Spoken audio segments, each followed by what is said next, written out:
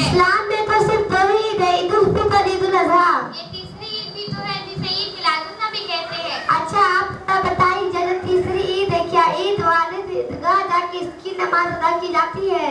ईद मिलादुन नबी की तो नमाज ही नहीं होती है। बाकी दो ईदों की नमाज पढ़ते हैं। ये वो तो पढ़नी चाहिए। वो क्यों पढ़नी चाहिए? इसलिए कि उनको पढ़ने का हुक्म है। क्या ईद मिलादुन नबी की नमाज पढ़ने का हुक्म नहीं होगा, इसलिए कोई नहीं पढ़ता। क्या ईद मिलादुन नबी कहीं मनाने का हुक्म है? सुना तो नहीं है, मना भी तो नहीं है। आप क्यों नहीं पढ़ती? आप क्या कहना क्या चाहती हैं? मैं बताना चाहती हूँ कि इस्लाम में इसी पर कोई सबूत नहीं है। अगर यह इस्लाम में होती तो बाकी दो ईदों की तरह इसकी भी नमाज अदा की जाती। इसकी फजीलत हदीस में पाई जाती है। अल्लाह के रसूल सल्लल्लाहु अलैहि वसल्लम के अहकाम और मसाइल का बयान फरमाएं।